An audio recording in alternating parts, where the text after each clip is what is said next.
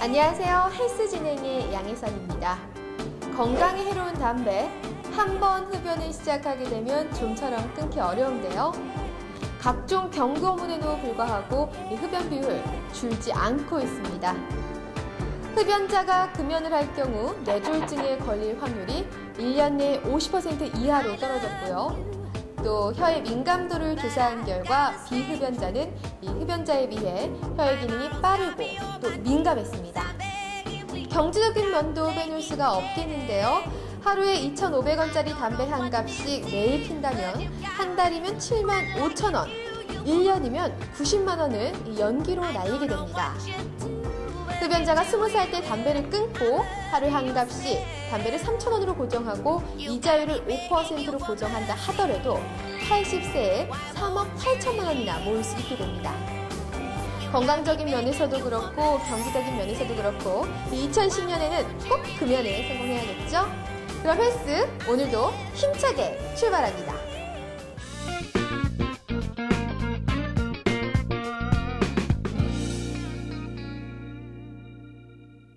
탈모 천만인 시대. 어느 누구도 탈모에서 자유로울 수 없습니다. 정상인의 경우 약 5만 개에서 7만 개의 머리카락을 가지고 하루에 약 50개에서 70개 정도의 머리카락이 빠지는 것이 정상이지만 탈모란 모발이 존재해야 할 부위에 모발이 없거나 하루 80개 이상의 머리카락이 빠지며 모발이 점차 병적으로 가늘어지는 것을 얘기합니다. 남성 호르몬인 테스토스테론으로 인해 만들어지는 DHT 호르몬이 모근에 흡착을 해서 모발이 가늘어지고 또 빠지게 하는 주 원인으로 알려져 있습니다. 유전적인 요인이 많다고 일반인들은 알고 있지만 최근에는 환경 오염과 학업, 또 업무 등으로 생기는 스트레스로 이 나이와 성별에 상관없이 탈모가 생길 수 있다는 것이 전문의들의 공통된 의견입니다. 프로페시아와 호르몬 치료가 효과적인 것으로 알려져 있으나요? 이들은 각각 부작용을 가지고 있다는 점이 단점입니다. 한의학에서는 체질과 인체 전반의 기혈을 다스려 탈모를 치료해 그 부작용을 최소화하고 그 효과도 임상적으로 나타나고 있어 최근 탈모 환자들에게 각광을 받고 있습니다. 오늘은 탈모의 한방 치료와 올바른 모발 관리에 대해 알아봅니다. 선생님 안녕하세요. 네, 안녕하세요. 네, 단순하게 머리가 빠지는 게 탈모는 아니잖아요. 정확하게 탈모가 어떤 건지 설명 부탁드립니다. 네, 탈모는 간단히 말하자면 머리카락이 가늘어지거나 머리카락의 밀도가 저하되는 현상을 말합니다. 머리카락은 매일 생겨났다 빠졌다를 반복하게 되는데 매일 빠지는 머리카락의 숫자가 80개 이상이면 탈모라고 볼 수 있습니다. 탈모의 원인에는 어떤 것들이 있을까요? 네, 탈모의 원인은 크게는 내부적인 요인과 외부적인 요인으로 나눌 수 있습니다. 내부적인 요인으로는 유전에 의한 탈모, 그 다음에 남성 호르몬에 의한 탈모, 그 다음에 각종 스트레스와 여러 가지 원인으로 인한 발열에 의한 탈모, 그 다음에 영양 결핍과 호르몬의 변화, 흡연과 음주, 암으로 인한 탈모 등이 있으며 외부적인 원인으로는 두피가 청결하지 못해서 오는 탈모, 파마나 염색 등 황약품에 의한 탈모, 잘못된 모발 관리에 의한 탈모가 있습니다. 그리고 환경적인 요인과 계절적인 요인에 의한 탈모도 있습니다. 유전적인 요인이 있다고 말씀하셨는데 정확히 어떻게 유전이 되는지 설명 부탁드립니다. 유전적인 요인은 부모 양쪽으로부터 모두 유전될 수가 있습니다. 부모 양쪽으로 모두 유전이 되더라도 그 유전자가 발현성을 나타낼 때 그 탈모가 시작되게 되는데요. 보통 아버지로부터 유전되는 확률은 한 50%, 어머니로부터 유전되는 확률은 75%, 부모 양쪽이 다 있는 경우는 100% 유전된다고 볼 수 있습니다. 아까 남성 호르몬도 또 원인이 될 수 있다고 말씀하셨잖아요. 그건 정확히 어떤 원인이 되는 건가요? 우리 몸에 남성 호르몬은 안드로겐과 테스토스테론이 있는데요. 이 테스토스테론이 파이브알파 리덕타제와 결합하게 돼가지고 DHT라는 호르몬을 만들게 됩니다. 이 DHT 호르몬이 모낭에 영향을 줘가지고 모낭이 위축이 되면서 탈모가 진행이 되게 됩니다. 특히 여성의 경우에도 부신에서 생성되는 남성 호르몬의 영향으로 나이가 들면서 탈모가 진행되는 경우가 많이 있습니다. 네. 그렇다면 남성이 여성보다 훨씬 탈모가 많다는 얘기인가요? 보통 비율적으로 보면 6대4 정도로 더 많은 걸로 되어 있습니다. 그렇다면 머리숱과 탈모가 상관관계가 있는지 궁금합니다. 당연히 상관관계가 있습니다. 머리숱은 머리카락의 굵기와 머리카락의 밀도에 의해서 좌우가 되는데요. 보통 정상인의 머리카락의 굵기는 0.075mm 이상이면 정상으로 볼 수 있고, 머리숱은 제곱센티미터당 120개 이상이면 정상으로 볼 수 있습니다. 만약에 그 이하로 떨어지게 되면 당연히 머리숱이 작게 보이겠죠. 그렇다면 머리숱이 많고 좀 두꺼우면 안심해도 된다는 말씀이신가요? 그렇지 않습니다. 머리숱이 두껍다고 해서 탈모가 생기지 않는 것이 아니고, 특히 머리숱이 두꺼운 경우에 탈모가 진행되는 경우가 더 많이 있습니다. 몸에 있는 채모가 네. 굵은 경우, 그런 경우에는 남성 호르몬 영향이 많이 몸에 영향을 미치기 때문에 모발에는 탈모가 진행될 수 있는 소인이 많아지고 확률도 더 높아지게 됩니다. 네. 특히 남자의 경우에는 털이 많은 분들은 탈모가 올 확률이 상당히 높아지게 됩니다. 네, 흔히 유전적인 탈모는 해결할 수 없다고 알고 있는데요. 어떤가요? 네, 우리 한의원에서 치료해 본 바로는 유전적인 탈모라도 어느 정도 치료가 되는 걸로 되어 있습니다. 유전적인 탈모란 부모 양쪽에서 모두 유전되거나, 그럼 한쪽에서 유전되어서 탈모가 나타나는 걸 말하는데요. 유전자를 갖고 태어난다 하더라도 그 표현성을 발현할 때 비로소 탈모가 시작이 되게 됩니다. 따라서 유전적인 소인이 있다 하더라도 탈모가 생기지 않게끔 꾸준하게 관리하거나 조기에 치료한다면 얼마든지 예방할 수 있으며 또한 치료도 가능합니다. 꾸준한 관리라는 게 어떤 건가요? 유전적인 탈모의 경우는 조기에 빨리 발견해서 치료를 하는 것이 상당히 중요하거든요. 유전적인 탈모 오는 경우는 일반적으로 두상이 좀 커지게 됩니다. 머리 두상이 커지게 되고 두개골이 팽창이 되면서 모상 근막이 얇아져서 오는 경우가 상당히 많고, 그 다음에 남성 호르몬은 주로 이 앞쪽으로 영향을 많이 미치기 때문에 M자형 탈모가 처음에 많이 일어나게 됩니다. 그렇게 해서 점점 O자형 탈모, 그 다음에 U자형 탈모로 진행이 되게 되는데요. 그 치료를 하게 되면은 그런 부분들이 많이 좋아지는 것을 여러 차례 경험하였습니다. 혹시 탈모를 예방하는 헤어 제품 같은 걸 쓰는 것도 좋은 방법인가요? 일시적으로는 도움이 되겠지만 이게 치료는 되지 않는 걸로 알고 있습니다. 네, 탈모가 시작되기 전에 나타나는 예상 징후가 있나요? 네, 탈모가 시작되기 시작하면은 머리가 많이 가렵다거나 머리에 열감이 오는 경우가 많이 있으며, 또 머리에 지방이 많이 끼는 경우가 있어 기름이 끼는 경우가 나타나게 되는데요. 그리고 또 목은 쪽에 통증도 올 수 있습니다. 그리고 매일 빠지는 머리카락의 숫자가 80개가 넘으면 탈모가 시작된다고 볼 수 있는데, 3일 정도 떨어진 머리카락을 모아놨다가 그 숫자를 헤아려 봐서 3일 평균 매일 80개가 빠지게 되면 탈모가 시작된다고 볼 수 있습니다. 혹시 체질과 탈모가 관계가 있는지 궁금합니다. 체질과 탈모가 아주 직접적으로 어떤 체질이 더 많이 빠진다 그렇지는 않고요.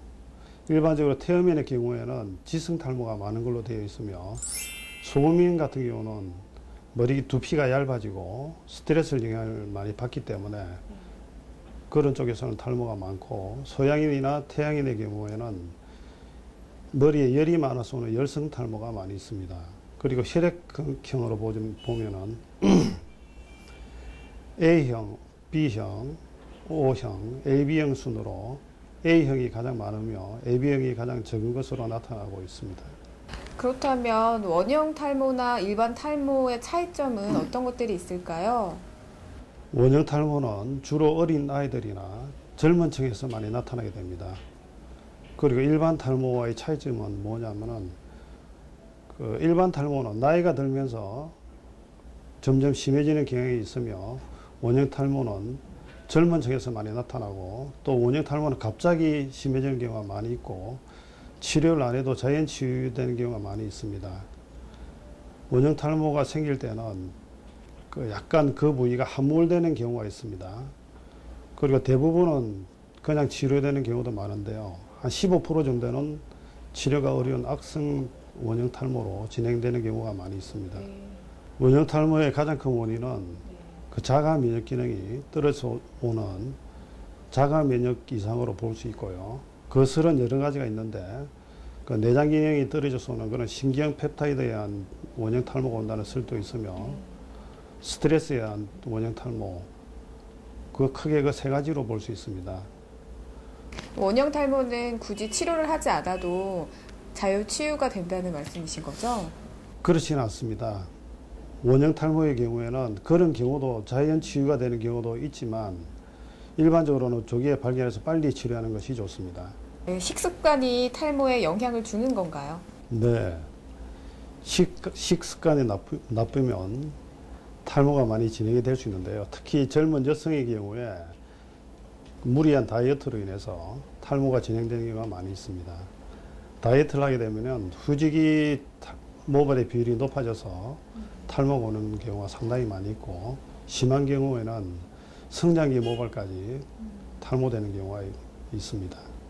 여성 탈모와 남성 탈모의 차이점은 어떤 것들이 있을까요? 여성 탈모와 남성 탈모의 큰 차이점은 탈모의 양상이 서로 다르게 나타나는 데 있는데요.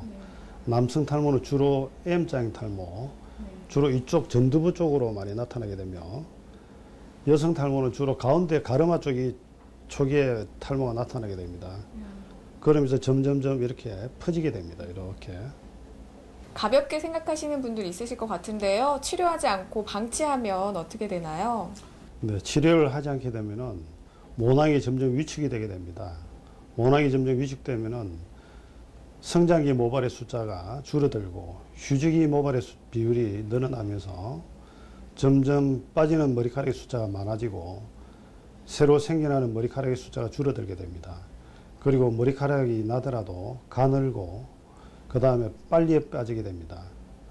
네, 산모들이 산후에 탈모가 발생하는 경우가 있는데요. 그 원인은 무엇이고 치료가 가능한지 궁금합니다. 네, 산후에는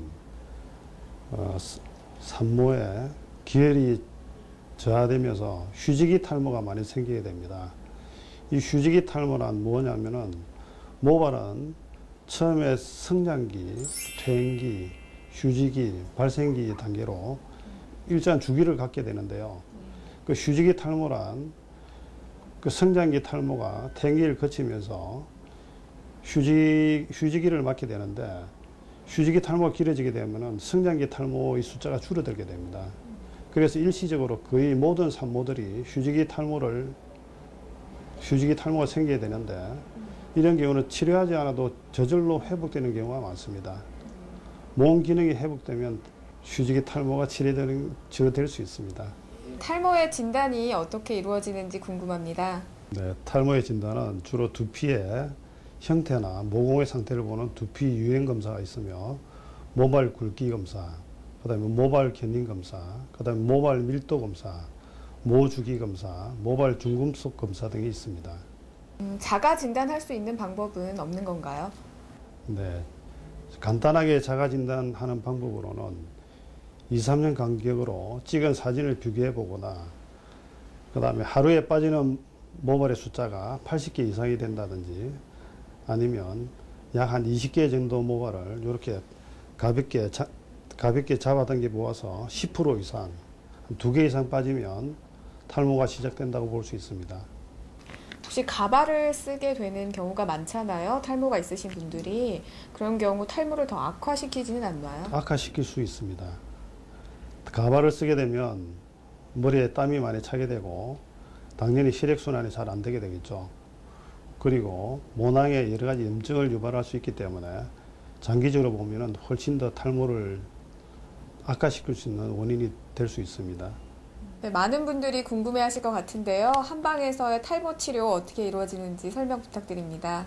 네, 그 한방에서는 탈모 치료를 체질별로 그렇게 하는 경우가 많이 있는데요.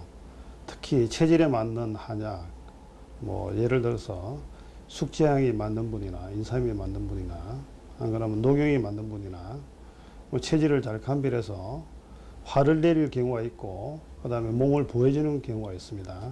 그래서 체질에 맞는 한약을 투여하는 경우가 있고 그 다음에 몸에 보통 탈모가 오는 경우는 머리 쪽으로 열이 뜨는 경우가 많기 때문에 그 열을 내리게 하는 그런 침법을 사용을 하게 됩니다. 그리고 두피에 직접적으로 약침 시술을 하여서 두피의 기능을 활성화시켜주는 치료법이 있고요. 그 다음에 한약을 이용해서 이 훈정요법을 하게 되는데 한약 훈정요법이 뭐냐면은 이 스티머를 한약 스티머를 쏘여주는 거예요. 두피 전체. 그리고 한약 앰플이라는 건 농축 한약을 말합니다. 농축 한약을 머리에 직접 주입하는 MTS 요법이 있는데요. 이 MTS 요법은 뭐냐면은 이 침으로 그 한약 앰플을 도포한 다음 그 자극을 줘가지고 그 앰플이 잘 스며들도록 해주는 치료법입니다. 그리고 전신의 골격을 조절하는 교정 치료법이 있는데요. 특히 이 미골 교정이 효과가 상당히 좋은 걸로 되어 있습니다. 미골 교정이란 꼬리뼈를 교정하고 그리고 두개골을 축소하는 교정술인데요. 사람이 두개골은 30대까지 두개골이 팽창을 하게 됩니다. 두개골이 팽창하게 되면 아무래도 모상근막이 얇아지게 되고 그러면 더 탈모가 진행될 수 있는데 이 교정으로 인해서 두개골을 축소를 시켜주게 되면은 두피의 혈액순환이 훨씬 잘 되게 되고 모상근막도 부드러워져서 탈모 치료에 상당한 도움을 줄 수 있습니다. 아, 그러면 작은 얼굴을 만들 수도 있는 건가요? 그럼요. 당연히 만들 수 있습니다.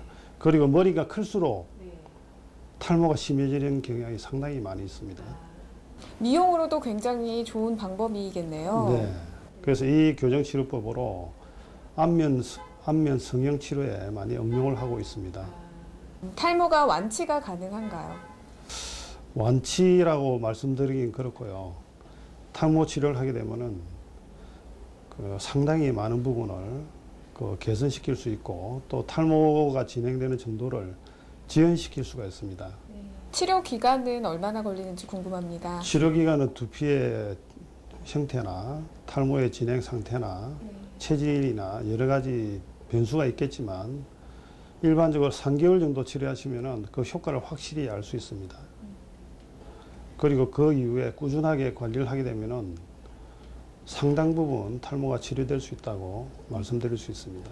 예, 모든 병이나 질환에는 예방이 중요하잖아요. 탈모를 예방할 수 있는 방법엔 어떤 것들이 있을까요? 어느 정도 탈모를 예방할 수 있는 방법은 특히 식이요법, 그리고 운동요법, 그 다음에 생활에서 우리가 고쳐야 되는 거는 생활 수정요법 등이 있는데요. 식이요법은 탈모에 해로운 음식을 피하고 좋은 음식을 많이 섭취하는 게 되겠죠. 탈모에 해로운 음식으로는 커피, 술, 담배, 그다음에 각종 인스턴트 음식, 그리고 과다한 육류 섭취가 나쁘고 탈모에 좋은 음식으로는 특히 녹차가 좋습니다. 녹차.